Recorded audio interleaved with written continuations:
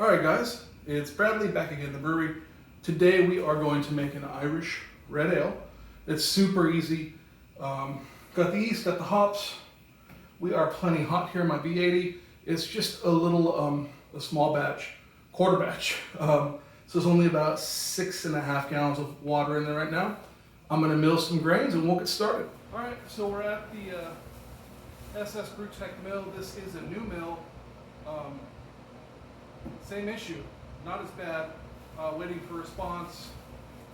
So hopefully I hear something by the end of, well, by Monday would be ideal. So yeah, the cool thing about this mill is you can dead start it. So that's awesome. Let's get all the grain out.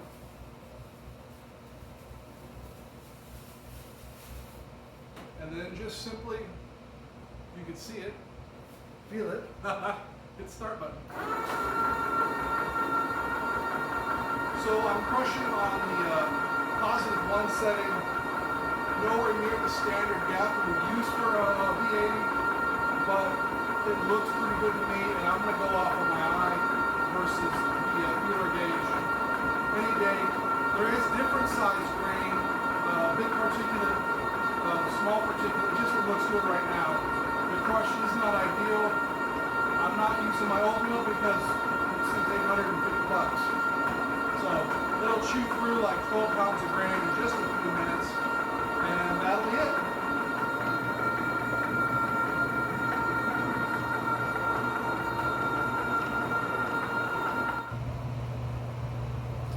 All right, guys, so here we are, grains milled, and it's just kind of all over the place still. Not as bad as the other mill. The gap isn't off as much, but it's still off.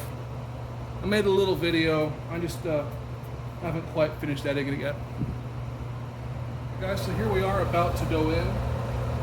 Apologize for the exhaust noise, but it really helps control some dust.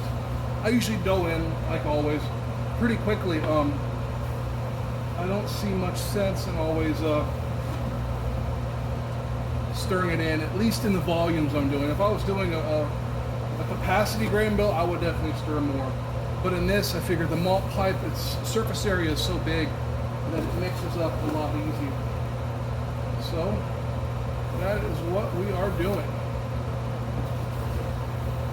I will go through right now and give it a little stir. It smells amazing.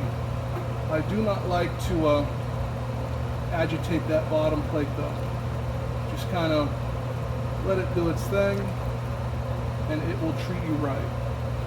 So just a little stir.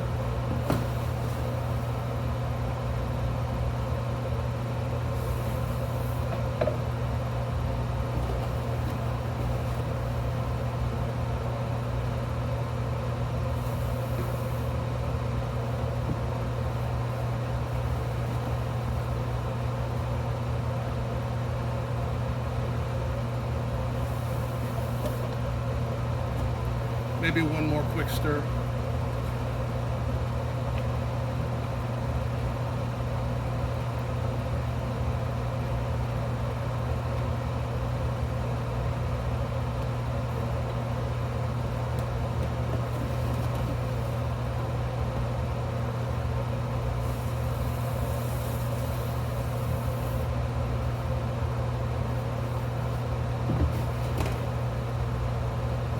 So that is just about doughed in. I think it's only, well, I know there's only 12 pounds of grains in this guy because I went to Simi Valley Homebrew and got it. So, yeah.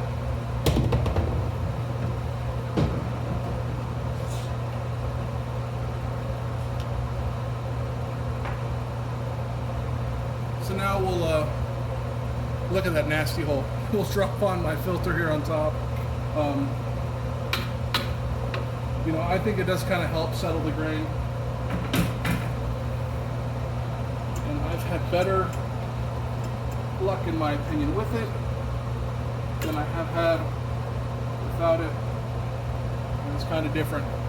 So now I will set a timer for 20 minutes, let this sit for 20 minutes, and then go from there. Guys, it's been 20 minutes. Already the wort has just an awesome color, smells delicious. Did you guys guess whose recipe this is? So we'll start recirculating, not too aggressively. Make sure everything works out. The thing about the hose, it's not ideal, but it also helps hold down the center pipe, keep some tension on it. I'm pretty sure there's a new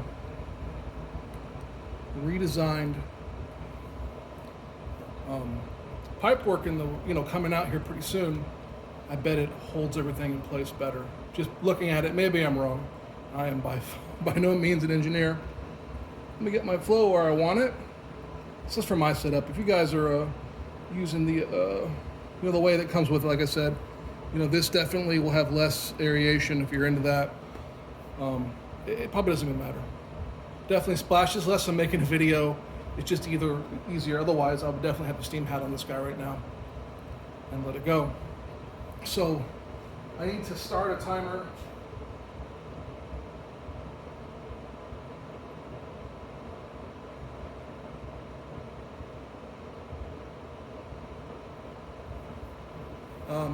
I haven't checked conversion yet, but I feel like it's probably pretty close. So in this case, once I get what I'm looking for gravity-wise, I will likely just kind of go until the wort's cleared up, then I'll mash out. Just depends on how long that takes or how much other stuff we got to get done. So we've been recirculating for about 20 minutes. And I'm truthfully thinking I'm finished up. My pump is at 30%. And water levels are good, everything's fine. I'm recirculating pretty much full up current at this point. There's a little bit more particulate in here from this stinking SS mill. Couldn't be my fault. Than I would care to have in my batch. Nice thing about the adjustable dip tubes is you're able to, adjust it and get the crap out. That goes on both sides. Or if you want to walk away and you're nervous, it's great to have. So I will take you guys off of the shaky handheld mode, go back to a tripod. I got some advice from, I guess you could say, my friends on some equipment and stuff, and yeah, so I'm gonna take their advice and not go as crazy as them, but definitely get some better stuff so the videos look a little cleaner. All right, guys, so usually I'm taking a wort sample. I use a little syringe. Cool thing is like this, it's sanitary. I got it from Amazon, so who knows? I think the 3 ml syringes, get like 100 of the small ones for like $9. I also usually keep around like a box of the 10 ml syringes. Those are about $20 for 100 of them. So they're pretty cool. Or you could use the little pipettes, the kind of squeezy things. But I like the syringe a little more. Plus, if the girlfriend, doesn't want to take her medicine, you can just force it down her throat too, right? Or the wife or the fiance. So, time to get a little bit of wort out of here. Can I do it one-handed? Oh yeah. There it is. Just look at the color on that. So let me put this on the refractometer, see where I'm at. But I think I'm good to go. All right, guys, so this is really difficult to hold, so I'm not going to for very long. I'm just under 1050. Hopefully that didn't ruin your day. I need to actually see where I am. I think I'm a little bit light still. I'll have to check into that. Usually this stuff goes to plan. Man. All right, so yeah, the refractometer, I'm still at 1050. I'm looking for a pre-boil gravity of 1045. I'm on the sparge with like 3 something, almost 4 gallons. I calculated earlier, sorry, I'm making a video, and doing this is a whole other level. But anyhow, I'm gonna go a little bit longer, see if this situation turns around. Otherwise, my efficiency isn't quite what I wanted. But these things happen. I'm sure it'll still drink pretty good. And if not, I'll give it to people, and if they don't like it, I'll pour it out. So life is good. All right, guys, so it's been literally like 5 minutes. We've already gotten a little bit more efficiency, so come on. You can do it, mighty B80 Pro. This Irish Red better come out good, because we're having a party. So sometimes, guys, it just takes a little bit of patience. I can't always cheat and recirculate for less time, but we're still, I still have 20 minutes left in the hour, so, everything's going fine, everything's running clear. This guy's been going at a pretty good clip this whole time. So efficiency is something that sometimes, I definitely chase. It's just one of those things. I change little things here and there, or you use rye or some other grain, wheat. Stuff kind of changes. And obviously, we all want to hit our numbers and brag and say, "Oh, my efficiency's 85%." Sometimes it is, and other times it's 70. And a lot of that has to do with what I'm doing. If I always brewed the same exact recipe, the same exact water profile, I could probably get my efficiency way up there. I'm consistent, but definitely the B80 Pro. If you guys are thinking about getting one of these, or you own one, I got one because, I wanted to be able to do 10 gallons at least. What if that is in liters? 40 something liters. I don't really know. But I got it for that. You guys, you can definitely, like I'm doing now, I'm definitely doing a smaller batch, right? So that's great. I'm gonna wind up with about 5.6 gallons in the fermenter. But efficiency's gonna suffer. At least in my experience. This isn't by any means Brewtools' official position, because right now the volumes I'm using are less than they say that you can do. Obviously, safety first. They don't want to, they're definitely they're promising less, but B80 will over deliver on what they're saying. But in my experience, maybe it's just my technique, I will have a little bit of efficiency loss when I get down in this smaller size. So that's one of the things that it's a trade-off. I want to be able to do both, so I can. If I was just doing primarily 5 gallons, I'd have a B40. The price difference between the two, at least to me, in my world, everyone's world's different. It wasn't a huge amount. So, the B80's great, but you need, in my opinion, you need to be doing more 10 plus gallon batches, 50, 60, liters, to really justify it. It's most efficient in that upper range is what I've found. But it can be done. I like a challenge. I like the versatility. Really, if they had like a B60, right?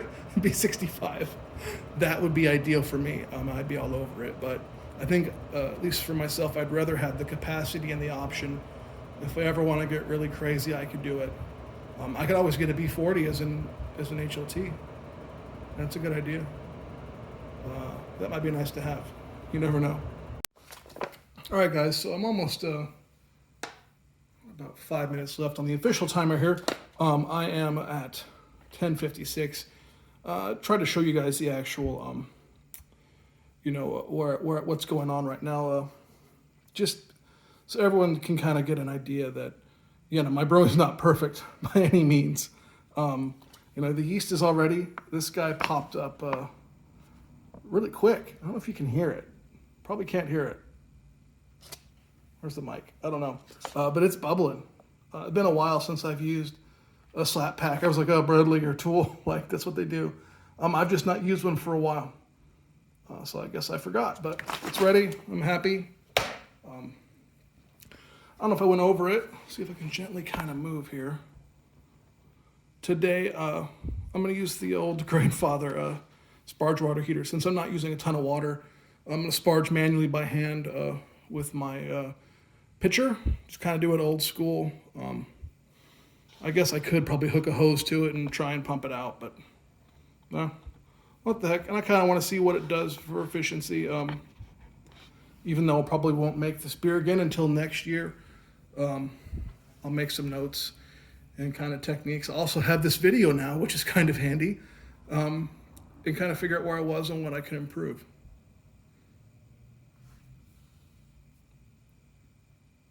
So we're just about at a mash out temp. Everything went well. My final, I guess, gravity of the mash was 1057. You call it 1058, but we'll call it 1057. I'm stoked with that. Don't get scared, truth be told. So remember, it's your beer, and if you like it, that's really what matters. If your friends know anything about beer and they like it, it's better. But yeah, so 10 minutes of this, and I should be in business. Yeah. All right, guys, what I'm doing right now is I have my elements off, pumps on full, and I am using my dip tube, there it is, to try and pump everything out of the vessel. There's too much debris for my liking. Such has been this will be the third brew using an SS grain mill. Whether this is actually bad for for sparging, we'll see what it does to my efficiency. Maybe someone that knows a lot more about brewing and understands compaction better than me. I do know that this, then, going back to full through the tank, we're still flowing really good through here. It'll stir stuff up. It takes a few extra minutes, and I'm obviously losing some heat, but it's already done. This thing heats up so quick with this little water. And I can just real quickly really try and get all that stuff out. Seems to work. I don't think it'll ruin my efficiency. So one more go of this, and we'll pull this malt pipe out. It's been a good long while since I've pulled the malt pipe by hand. I think I've only done it once. But she is a heavy one.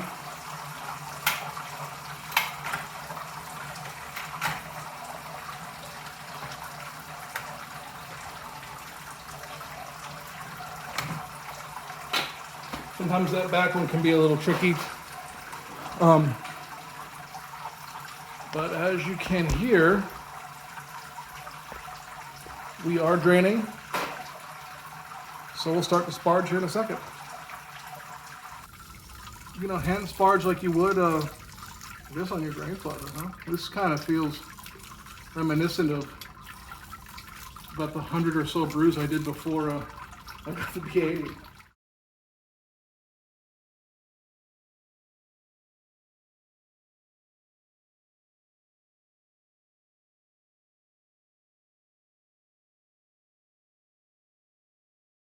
So I just got the malt pipe off there. I decided to use my hoist because it's been truthfully, that thing's heavy, and if you have the technology, use it.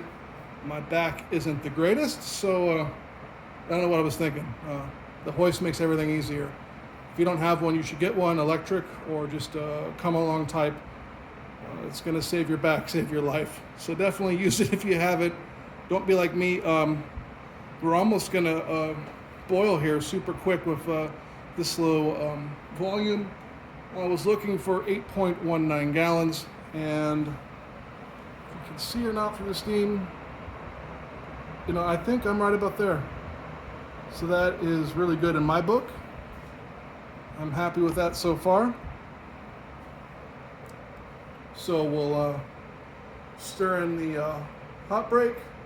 We'll drop this recipe, just has one hop addition. Drop that for 60 minutes and call it good. Well, we'll add some yeast nutrient and a Wolflock tablet and whatnot. Not done yet. So you missed the hop drop. 60-minute edition, only edition, was East Kent Goldings. That went in. There's not much else really exciting going on until we start to whirlpool. Truth be told, it's just gonna boil and boil and boil. And I also cracked open doing a little research on what a a decent Irish red should be, a red ale. This is what I could find at my local Total Wine. I prefer it to Bevmo personally. If there's a better example you think might be available here in California, let me know. I'd love to try it, see how it stacks up to what I'm making.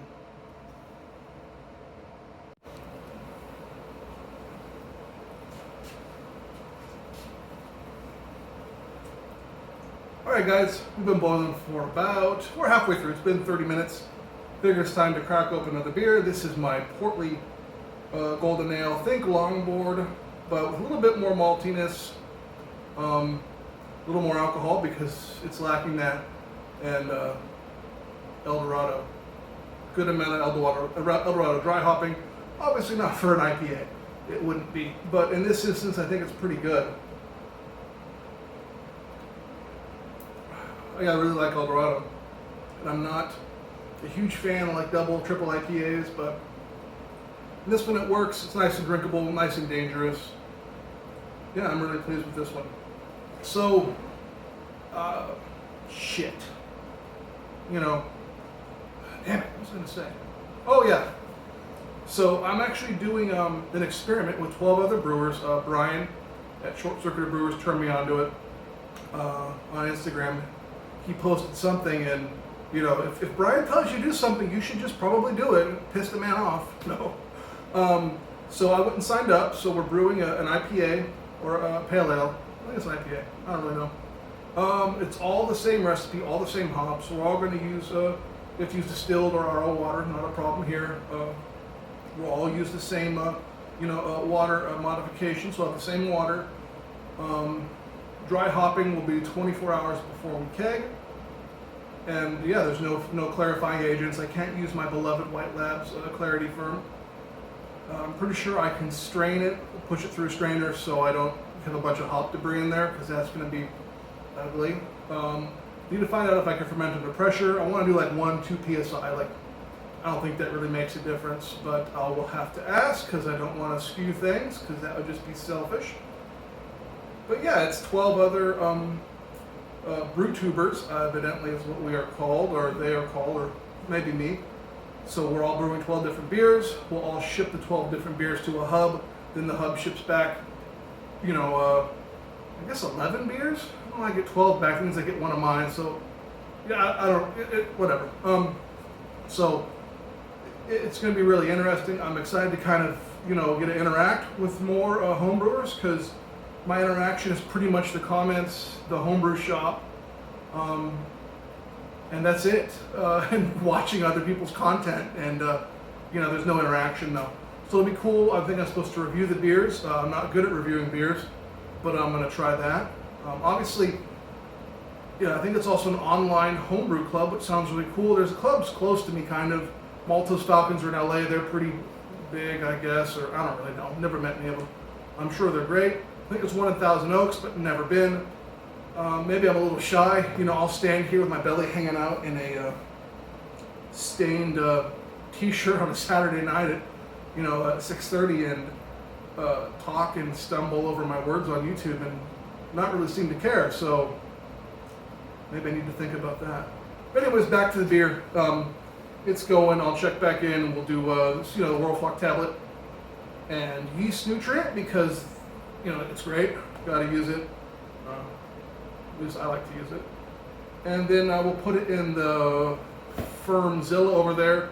Ever since I've got a unit tank, I really look at the Firmzilla differently. Don't mean it's bad. I think it's actually still pretty good, except for the threads. The threads are stupid. But yeah, I'll maybe go into that and do a different video, kind of unit tank versus that. The short story is they are damn expensive, but they're great. So, to each his own. You can definitely make great beer in a 5-gallon bucket, but shiny is good, right? Oh shit, yeah. Anyhow. All right, we're back. I really need to, it's kind of nasty. I should keep this thing cleaner. I should be ashamed. So we're close as makes no difference to 10 minutes left. So One of these guys is going in. That's it. You know, the steam hat's great, and I love it. It makes cleaning much easier. I can use a lot less energy. Elements don't get as hot, etc. But it's not really as fun, although it looks kind of cool with all the steam coming at the top. So now yeast nutrient, I prefer the Y yeast one. What do you guys prefer? And I put in a very precise amount. That's probably enough. Yeah, not exciting. So before I forget, I'm gonna push a little more wort through my counterflow chiller. Maybe we'll show that, because that'll be awesome. Everyone wants to see this, right guys? So my valve arrangement over here, it's actually already set for it. So I'll just kick the pump on and it's going. You can see stuff bubbling through there. Bubbles going through the sight glass. Do that for a few minutes. I've already done it once or twice, so it's definitely good and hot. This other piping that's still quite hot. I'll do it one more time. Make sure it's all squeaky clean. And then it'll be time to whirlpool and get this guy in a little fermenter over there that's just been sanitizing. Excuse my garage here. You kind of see I need to finish that edge, and I put a new door on when I bought the house, but I didn't put the trim back. I have it, but you know, priorities, right? Got to do this stuff. So, pulling away. Steam hat is steaming. All right, so I let it kind of rest for about 10 minutes, then started a whirlpool. Been whirling for only a few minutes now, and we're already down to just hit 111 on that return temp, which is really good. Typically, I don't know what it is with the groundwater here in Fillmore. Whatever comes out of the city water, it's not great. I think all year it's like 60, 68 degrees, which is good or bad depending if you know.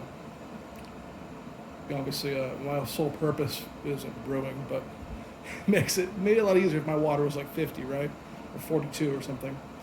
So I'm not going to show the whirlpool process today, but I am whirlpooling right now at 100. As soon as the kettle temp drops to an acceptable level, I'll start to slow it down.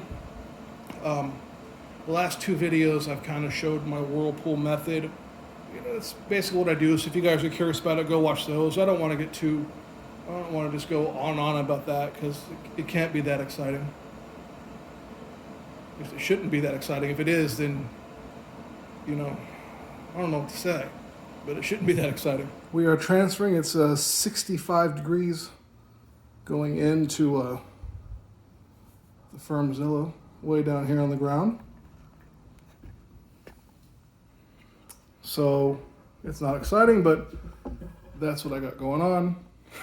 Figured might as well close the video doing something interesting.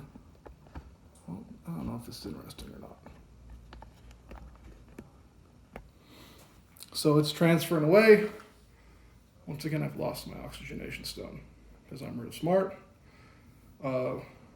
Whirlpool right now, I'm transferring 10% pump. Not a whole lot of flow, just nice and cool. Steady 65 degrees. That's probably as cool as it's going to get, to be honest. So, all I've got really is a little water on the floor, messy brew cart. I want to get one half this size. I think I've mentioned it before. I think I'm going to pull the trigger and just get one. I have an old piece of quartz here from, we bought the house. We had new countertops and stuff put in. We did a bunch of work and had, you know, the countertops I couldn't do myself. So that's a piece of the island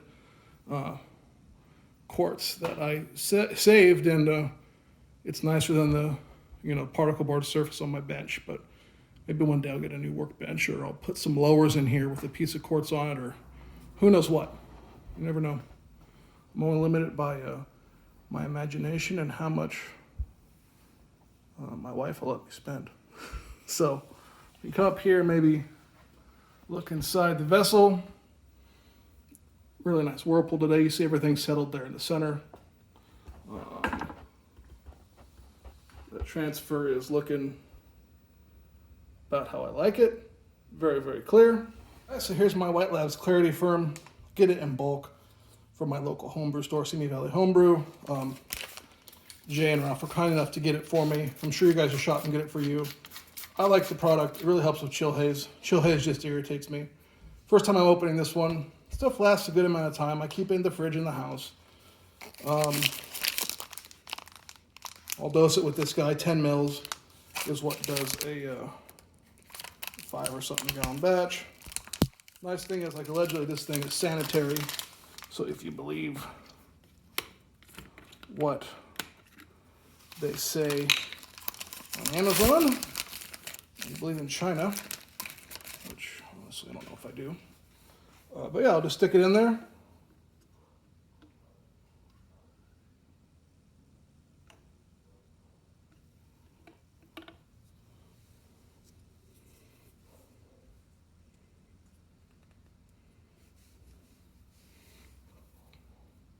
Put the lid back on.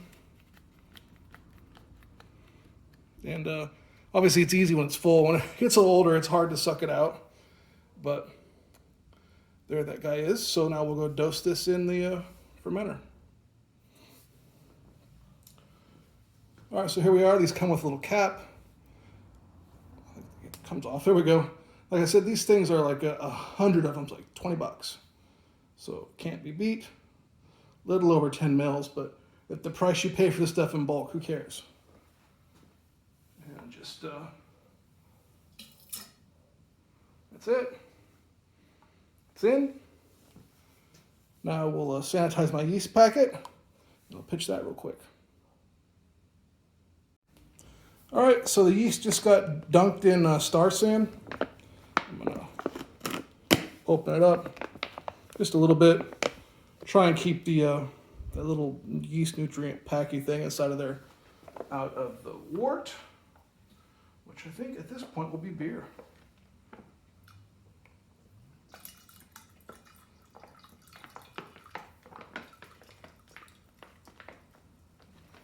So it's that simple. I gotta get the that clear wort floaty ball thing in there, whatever you want to call it. And usually the bottom I will open that once it's all sealed up. All right, guys, it's Bradley. It is the end of a brew day. Today's brew day was it's kind of long. I almost ran 4 hours and 45 minutes. Finally done. It's in the Firmzilla. Got the jacket on it. This is actually for the older Fermentosaurus. I just cut the bottom out. Because when I got it, the jackets weren't available. Why all the parts wouldn't be available at once? Yeah, I don't know. It's not for me to understand. But I got the cool zone on it. This thing is pretty cool. I've had it for a while. You know, they still don't have the cooling spiral out. One more thing to clean. I've had good luck with it. It's not ever, I've not punctured one. I have 2 of them. Never punctured them. They seem to do the trick. And yeah, they're great. I got the Spundit on top. It's actually one of the spunding valves I like a little bit more. The guy that makes it, and I talked to him on the phone even, he's actually seemed like a crazy kind of tinkerer, pretty cool guy. So it works. A little kind of cleaning, it's a little goofy if you ever have a really active fermentation or an overfull fermenter like sometimes I do.